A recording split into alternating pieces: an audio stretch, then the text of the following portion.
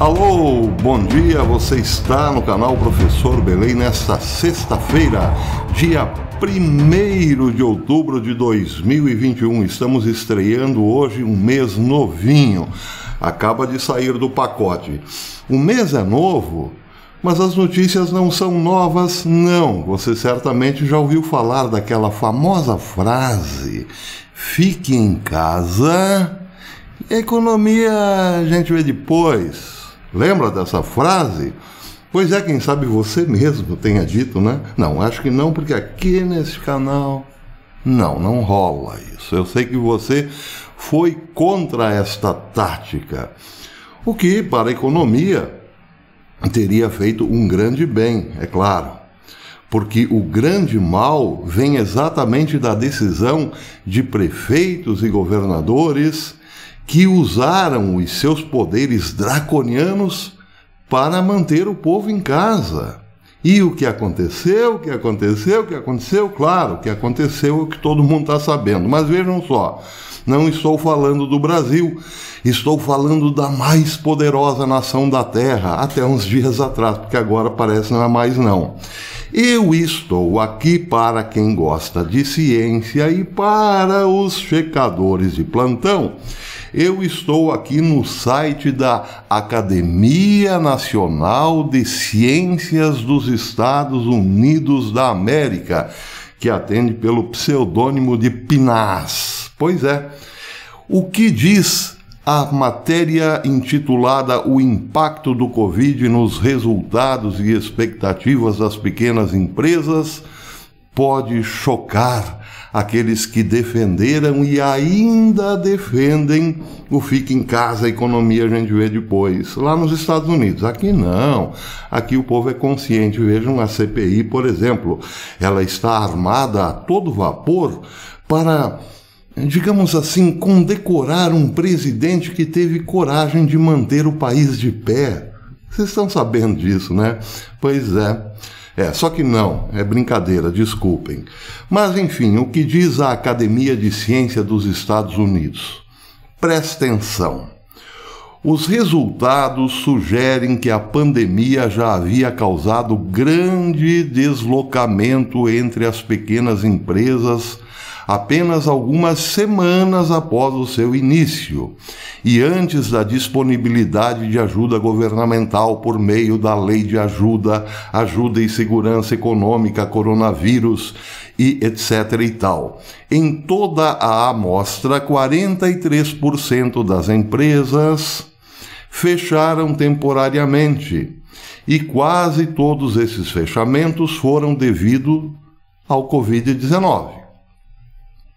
Os entrevistados que fecharam temporariamente aportaram em grande parte as reduções na demanda e as preocupações com a saúde dos funcionários como razões para o fechamento, com interrupções na cadeia de suprimentos sendo um fator menor, de menos importância. Em média, as empresas relataram ter reduzido seu emprego ativo em 39% desde janeiro. O declínio foi particularmente acentuado na região do Meio Atlântico, que inclui a cidade de Nova York, onde 54% das empresas foram fechadas e o emprego caiu 47%. Os impactos também variam entre os setores, com varejo, artes e entretenimento, serviços pessoais, serviços de alimentação e hospitalidade, todos relatando quedas de empregos superiores a 50%. Em contraste, finanças, serviços, profissionais e negócios relacionados a imóveis sofreram menos interrupções, já que esses setores foram mais capazes de migrar para a produção remota. Em julho de 2020, os números começaram a gotejar sobre falências e empresas, apenas nos primeiros meses dos bloqueios. Já em abril de 2021, pelo menos 200 mil fechamentos extras, fechamentos de empresas, 200 mil empresas grandes, pequenos negócios, ocorreram no primeiro ano. E em junho de 2021, começamos a ver estimativas percentuais. Nesta semana, o tracker mostrou que havia 37,5 menos pequenas empresas abertas em todo o país, Estados Unidos, em comparação com janeiro de 2020, 2 meses antes da pandemia atingir os Estados Unidos. Na Califórnia, a participação das pequenas empresas diminuiu 39,1% no período. Fica em casa, a economia a gente vê depois. Por falar em ver depois, eu estava vendo antes uma matéria da Pipeline intitulada Caminhoneiros defendendo a liberdade. O mundo precisa deles mais do que de políticos. Sem caminhoneiros, as pessoas morrerão de fome. Os políticos precisam ouvir, porque assim que os caminhões pararem, o mesmo acontecerá com a nação. Tudo isso era o título da matéria, como vocês estão vendo aqui. Estou aqui no All News Pipeline e aqui está este título enorme. A matéria de 31 de agosto de 2021. O que me chamou a atenção não foi a matéria propriamente, que falava de paralisação de caminhoneiros, desabastecimento, vocês estão vendo as imagens aí. O que me chamou a atenção foi um comentário, de alguém assinando, que identifica-se por Jam. Jam. Ele disse no seu comentário àquela matéria: estou parado em um estacionamento que já não ia há algum tempo. Ele estava normalmente sempre lotado. Hoje, entretanto, não há carros nesse estacionamento. Eu pensei, o que está acontecendo? Eu olho em volta e todo o negócio se foi. Aqui era um grupo de pequenas empresas, pequenas lojas e restaurantes. Tudo se foi, tudo está vazio.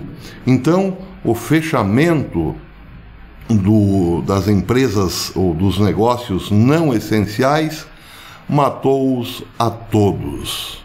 Matou-os aqui numa linguagem figurada. Matou os empregos, fechou as lojas, etc. e tal. Enquanto as grandes lojas e lojas de bebidas alcoólicas permanecem abertas. Estou enojado. De fato, em alguns estados, os negócios não essenciais, como, por exemplo, o sujeito precisar comprar uma escova de dente, isso era proibido porque espalha o vírus, não pode. Já as lojas de bebida, e na Califórnia, as que vendem a erva maldita, tranquilo, podem abrir, porque esses sim são negócios essenciais. Pois é, e foi por isso que disse o senhor ou a senhora Jam estar enojada. Bem, em outra matéria da Pipeline sobre o assunto, lemos o seguinte, no final, a conclusão da matéria: não são apenas números, são vidas humanas afetadas negativamente por causa de líderes estaduais e municipais, entenda-se governadores e prefeitos, que decidiram fechar um estado ou uma cidade inteira, deixando apenas empresas que consideravam essenciais.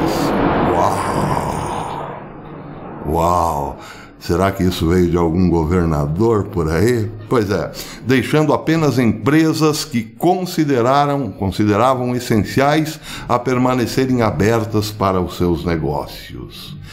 Eles paralisaram a própria economia, literalmente. Custaram milhões de empregos, esvaziaram dezenas de milhares de rendas familiares e também prejudicaram bancos de alimentos com seus fechamentos e atrás dos bancos de alimentos as vidas, porque não podiam mais se alimentar sem dinheiro entrando, as vidas desses comerciantes de pequenas lojas de alimento, por exemplo. Pois é. Então, isso tudo acontecendo nos Estados Unidos agora, por conta de uma política desastrosa de governadores e prefeitos, era o que queriam, pelo menos supomos, os nossos governantes aqui, ou os nossos políticos, que dia sim e outro também tentam derrubar o presidente Bolsonaro. Bem, o Brasil estranhamente não quebrou, mas ainda assim servem-se desta premissa para dizer: tá vendo, Bolsonaro acabou com a economia, a gasolina tá alto, o gás tá alto. Poderia ter sido bem pior, claro, se tivéssemos na mão de Haddad, por exemplo, claro, mas isso ninguém fala. Bolsonaro é culpado pela inflação. Será que Bolsonaro não deveria sentar no banco dos réus lá nos Estados Unidos? Porque se ele é culpado pelos desastres econômicos produzidos pela política desastrosa, desastrosa, de governadores e prefeitos, aqui ele deve ser culpado também nos Estados Unidos. É uma conclusão óbvia, não é mesmo? É isso aí, os Estados Unidos estão pagando o preço do fica em casa. E o preço deles será muito mais alto do que o nosso, certamente.